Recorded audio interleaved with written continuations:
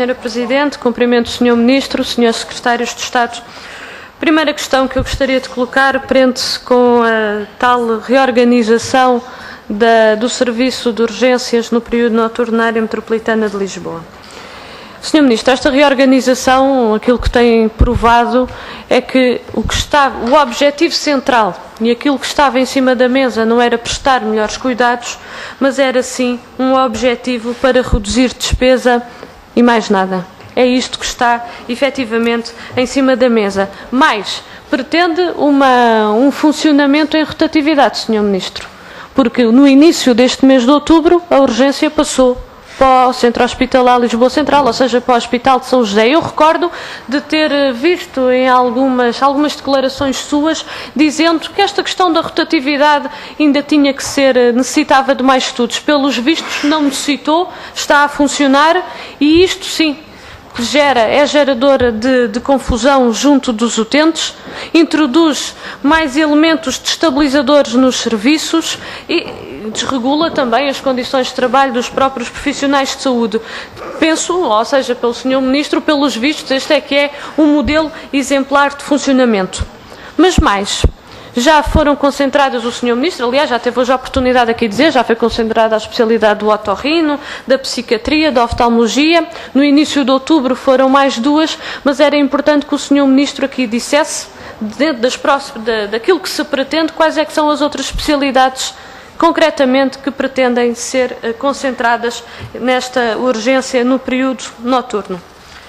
Ficámos a saber mais, Sr. Ministro, e eu queria pedir um comentário seu ao seguinte. Nós tivemos conhecimento de uma nota interna do Hospital de Santa Maria que diz o seguinte, que no mês de outubro a urgência passará para o Hospital de São José e que diz mais, que se mantém em funcionamento no Hospital de Santa Maria a urgência uterna destas especialidades, as tais que são concentradas agora em outubro, nomeadamente para os doentes internados e para todos os doentes que os médicos escalados na urgência central, obstétrica ou pediátrica considerem ter indicação para observação neste período. Está aqui a prova provada que este modelo não faz nenhum sentido, não tem pés nem cabeça. Porque a verdade é que este hospital, e bem, tendo em conta a necessidade não só dos doentes que estão internados, que podem necessitar no período noturno de serem atendidos numa destas especialidades, estes médicos que estão lá podem ainda atender os outros doentes que possam entrar pelos vários serviços de urgências. Isto só demonstra, Sr. Ministro, e que vem dar razão ao PCP, que esta medida é uma medida que, do ponto de vista da saúde, do ponto de vista da prestação de cuidados de saúde às populações, não faz nenhum sentido. E há aqui uma outra questão que era importante que o Sr. Ministro também esclarecesse. Qual é que é efetivamente o propósito e o objetivo final? Porque nós temos conhecido várias experiências pelo país. Começa-se por encerrar num período, depois vai-se alargando esse período e quando demos por ela já não existe. É isto que pretende também. Encerra no período noturno, agora com a justificação da falta de recursos e da casualidade. O próximo passo é encerrar durante o dia. O próximo passo é desclassificar as urgências, os serviços de urgências dos hospitais na área metropolitana de Lisboa. É isto que nós estamos a caminhar, Sr. Ministro? Esclareça-nos. Segunda questão que eu gostaria de colocar tem a ver com esta alteração do regime das convenções. O Sr. Ministro já teve aqui a oportunidade de fazer algumas considerações, mas não foi ao ponto, nem nos fez aqui uma avaliação do impacto que este regime vai ter, sobretudo nas pequenas clínicas e laboratórios que vão prestando um conjunto de serviços em complementaridade com o Serviço Nacional de Saúde, porque o Serviço Nacional de Saúde, de facto, não dá esta resposta a vários níveis. E é importante que se faça esta análise, porque estas alterações que são introduzidas podem levar ao encerramento de muitas micro, pequenas e médias empresas neste setor. Podem levar à destruição de milhares de postos de trabalho no nosso país. Nós estamos num contexto económico e social de grande dificuldade, o Governo fala da necessidade do crescimento económico e o que aí vem são mais medidas para aumentar ainda mais o desemprego, são mais medidas para ainda aniquilar ainda mais a nossa economia. E o que é que pretende verdadeiramente para este setor? É termos uma situação semelhante à hemodiálise, em que se irão constituir grupos de monopólios nesta área, onde vão ser privilegiados os grandes em detrimento dos pequenos. É isto que está em cima da mesa, Sr. Ministro. Peço que nos possa esclarecer. E para terminar, uma última questão em relação aos trabalhadores do Ministério da Saúde. Nós sabemos, aliás, e o Sr. Ministro também sabe, que nós não temos um Serviço Nacional de Saúde, de facto, que tenha a capacidade de resposta para a população se não tivermos profissionais de saúde nas várias carreiras, nos vários grupos profissionais, que estejam motivados, que sejam respeitados nos seus direitos. E aquilo que tem vindo a ser seguido por este Ministério e por este Governo é exatamente ao contrário. Retira-se direitos, hoje temos mais contratos individuais de trabalho, nomeadamente nos hospitais em PE, tem havido um aumento e tem havido uma diminuição dos trabalhadores com vínculo à função pública, ou seja, trabalhadores estes que têm menos direitos e que também têm tido a sua desvalorização salarial e aliás, este Governo pretende agora também aumentar o horário de trabalho para as 40 horas. Tem noção do impacto que isto vai ter, quer nos próprios profissionais, quer na prestação dos cuidados de saúde que vão ser prestados para suplementar às populações? De facto, nós estamos a entrar aqui por um caminho, ou o Governo está a entrar por um caminho perigoso e o Governo está a avançar num sentido em que vamos ainda ter uma maior redução de trabalhadores no Ministério da Saúde, porque nos últimos 2 anos, Sr. Ministro, e eu fui ver os números dos vários balanços sociais que têm sido feitos no Ministério da Saúde e tivemos uma redução de mais 3.600 trabalhadores. Isto significa que a capacidade de resposta dos serviços tem vindo a diminuir.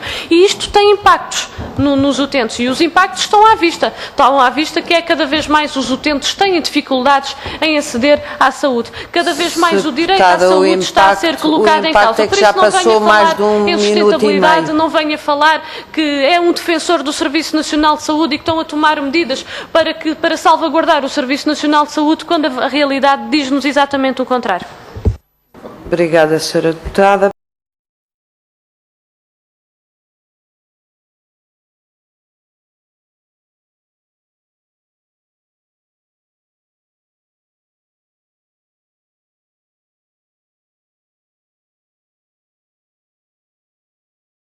Vou procurar corresponder ao apelo da Sra. Presidente.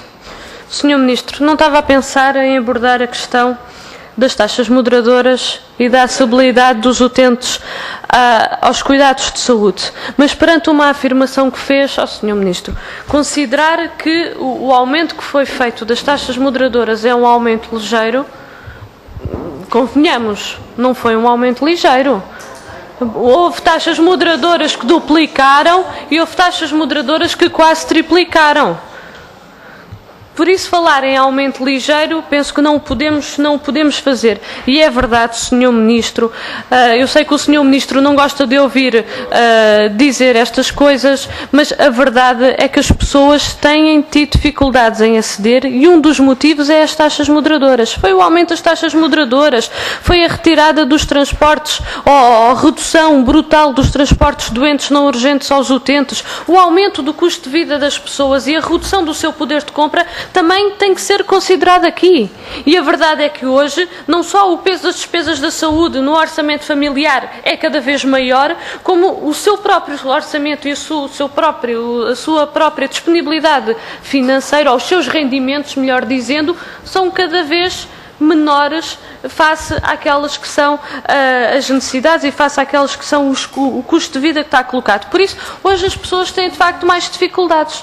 E as taxas moderadoras constituem claramente um obstáculo. Eu penso que devia preocupar o Sr. Ministro o fato e até tendo em conta os dados da ACSS, as consultas nos cuidados de saúde primários, as presenciais, têm-se vindo a reduzir.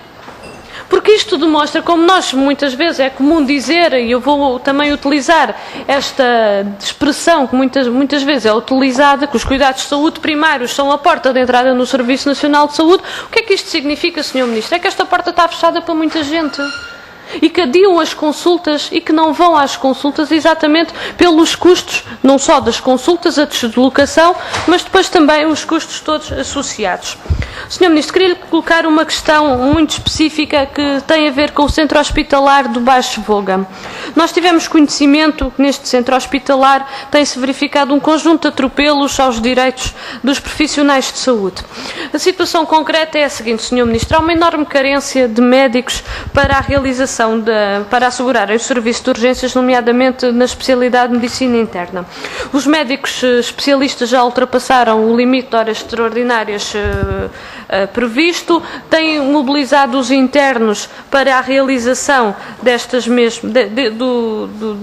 dos internos de várias especialidades para o serviço de urgência de medicina interna e face à situação, ou seja, entendendo que as dificuldades se mantêm, recorreu-se à contratação de uma empresa de trabalho temporário para a prestação de serviços médicos no serviço de urgência geral, urgência de medicina interna, urgência cirúrgica e urgência de pediatria. A empresa que foi contratada é uma empresa que é conhecida por ter os salários em atraso de 3 e 4 meses.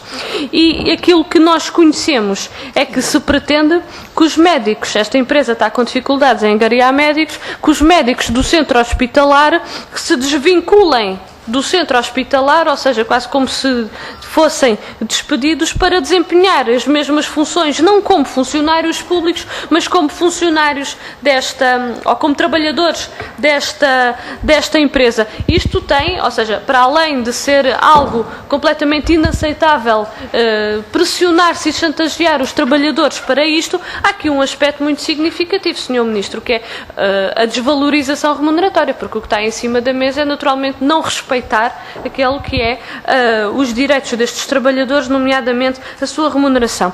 Eu pergunto se é este o caminho que o Sr. Ministro, quando fala da salvaguarda do SNS e quando fala de melhor de serviço de saúde, se é isto que está na sua mente, Sr. Ministro, porque isto é de facto uma coisa, é uma situação que nós consideramos altamente preocupante. Queria aqui fazer-lhe uma outra pergunta. Já foi aqui abordada a questão da transferência de alguns hospitais para as misericórdias. Nós também não acompanhamos esta medida do Governo, porque nós entendemos que deve ser o Serviço Nacional de Saúde e que deve ser o Ministério de Saúde que diretamente deve fazer a gestão destes mesmos hospitais, porque é aí que nós garantimos a universalidade, é aí que nós garantimos a qualidade e é aí que nós garantimos, de facto, a acessibilidade dos utentes. Mas a pergunta que eu lhe queria perguntar é a seguinte: qual é que é a garantia que o Sr. Ministro tem, atendendo que o Sr. Ministro considera que esta é uma medida bondosa, mas qual é que é a garantia que tem e como é que nos pode comprovar que essa sua medida é mais vantajosa do que ser o Serviço Nacional de Saúde a gerir diretamente estes hospitais? E, Sr. Ministro, não é uma privatização. A privatização basta começar pelo primeiro, depois a partir daí nós temos conhecido os exemplos daquilo que tem sido feito sucessivos governos de privatização de serviços públicos essenciais. O primeiro passo está dado. Depois, com as pretensões que este Governo tem, os outros passos vão sendo naturalmente dados também, como nós já sabemos.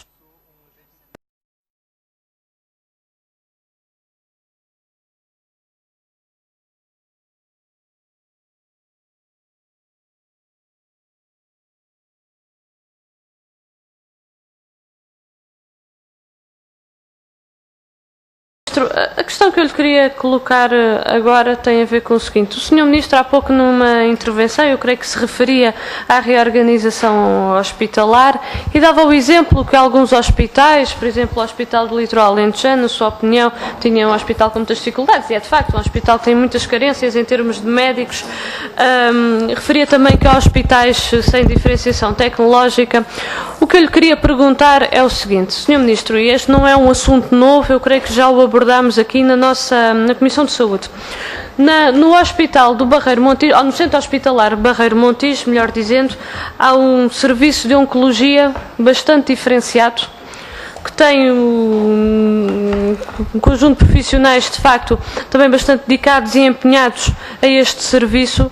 Eu diria que é o único hospital da Península de Setúbal que tem o tratamento completo para o cancro, mas este serviço, que é altamente diferenciado, o Sr. Ministro dava há pouco o exemplo de hospitais sem diferenciação tecnológica, e este serviço está numa situação de grande dificuldade, com a carência de profissionais. Têm saído vários profissionais, não têm sido substituídos. A verdade é que o acompanhamento aos doentes está já a ser colocado em causa e não estão a ter o acompanhamento que deveriam estar a ter. E o que é que o Sr. Ministro diz em relação a esta situação concreta? que medidas, ou se este não é o exemplo de diferenciação que deve ser salvaguardado, que deve ser preservado e que deve de facto se garantir as condições para que este serviço possa funcionar e possa te dar a resposta necessária, até atendendo aos investimentos que foram feitos num conjunto de equipamentos de facto de grande relevância.